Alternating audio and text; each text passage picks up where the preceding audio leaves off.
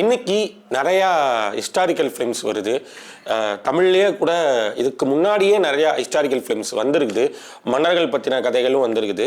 ஆனால் நம்ம தமிழ் மன்னர்கள் எப்படி இருந்தாங்க, நம்ம தமிழ் மன்னர்களோட வாழ்வியல் எப்படி இருந்தது, இல்லை அந்த நிலப்பரப்பு, மக்கள் அண்ட் அந்த பில்டிங்ஸ்லாம் எப்படி இருந்ததுங்கிறத ரொம்ப ஆத்தென்டிக்காக காட்டின படங்கள்னு நம்ம எடுத்து பார்த்தோம்னா அது ரொம்ப கம்மியாக தான் இருக்கும். எனக்கு தெரிஞ்சு ஒரு 1.5 வருஷத்துக்கு முன்னாடி வந்த யாத்திசை அப்படிங்கிற படத்தில் தான் நம்மளோட சங்ககால தமிழை பேசி அப்போ இருந்த தமிழ் மன்னர்கள் எப்படி இருந்தாங்கங்கிறத டு த க்ளோஸ் ரியாலிட்டியோட நமக்கு ஸ்க்ரீனில் காமிச்சிருந்தாங்க.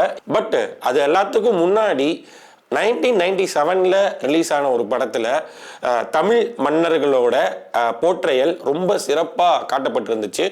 அந்த படம் தான் நடிகர் நாசர் அவர்கள் டைரக்ட் செய்த தேவதை. இந்த படம் 1997 நடிகர் நாசர் அவர்களே டைரக்ட் பண்ணி நடித்து ப்ரொடியூஸும் பண்ணி வெளியாகுது. அண்ட் இந்த படத்தில் ஏன் இந்த தமிழ் மன்னர்களை சரியாக போர்ட்ரே பண்ண முடிஞ்சுதுன்னா அதுக்கு நாசர் மட்டும் காரணம் இல்லை. அந்த படத்தோட art director Trotsky Marudhu. Yes, இவர் ஆக்சுவலாக தமிழ் சினிமாவில் ரொம்ப ஃபேமஸான art director, VFX artist, painter, இப்படி சொல்லிட்டே போனால் தமிழ் சினிமாவில் நிறையா ஐடியாஸ் வச்சிருக்கிற இன்டலெக்சுவல்ஸில் ரொம்ப முக்கியமான இன்டலெக்சுவல் அவர். ஸோ அவர் இந்த தேவதை படத்தில் மன்னர்களை நம்ம கரெக்டாக தமிழ் மன்னர்கள் எப்படி இருந்தாங்களோ அதே மாதிரி போர்ட்ரே பண்ணணும். ஏன்னா நம்ம இதுக்கு முன்னாடி போர்ட்ரே பண்ணது எல்லாமே வட இந்திய இன்ஃப்ளூயன்ஸில் தான் பண்ணியிருக்கோம். அதாவது நம்மளோட மன்னர்களையே வட இந்திய இன்ஃப்ளூயன்ஸோட காட்டுறது, அந்த க்ளோத்திங்கில் காட்டுறது, இப்படி தான் காட்டியிருக்கோம். பட் நிஜமாவே நம்ம மன்னர்களாக காட்டினதில்லை.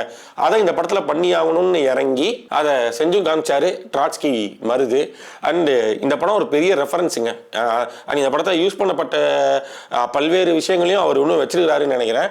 அண்ட் இந்த படத்தை கண்டிப்பாக போய் நீங்கள் பார்க்கணும், இந்த படத்தோட முதல் 1/2 மணி நேரத்துக்காக மட்டும். ஏன்னா இந்த படம் ஒரு ஃபேண்டசி படம். ஸ்டார்டிங் ராஜா காலத்தில் தான் ஆரம்பிக்கும், அதுக்கடுத்து மறுபடியும் ப்ரெசென்ட்டுக்கு வரும். இந்த ராஜா காலத்தில் ஒரு ஃபேண்டசி கதை ஒன்று சொல்லப்படும்.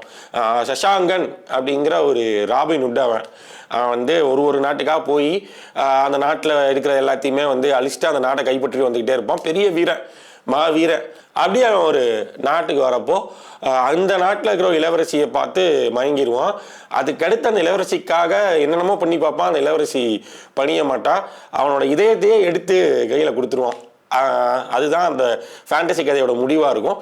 அதுக்கடுத்து இந்த பாஸ்ட்டு எப்படி மறுபடியும் ப்ரெசென்ட்டில் ரெசனேட் ஆகுது அப்படிங்கிறது அந்த படத்தோட கதையாக இருக்கும்.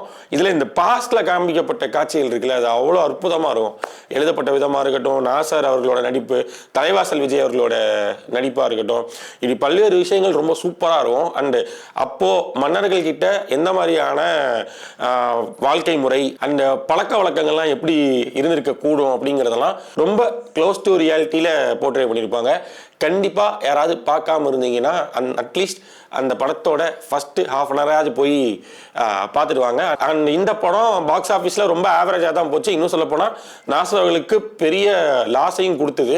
அதுக்கப்புறமா நாசர் நிறையா படங்களை புக் பண்ண ஆரம்பித்ததா சொன்னார். இந்த படத்தோட தோல்வி காரணமாக அவர் அதுக்கடுத்தடுத்து நிறையா படங்கள் நடிக்கிறதுக்கு புக் பண்ண ஆரம்பித்தார். அண்டு இதனாலேயே அவருக்கு லகான் படத்தில் நடிக்க வேண்டிய வாய்ப்பும் போச்சுன்னு ஒரு இன்டர்வியூவில் மென்ஷன் பண்ணியிருக்காரு.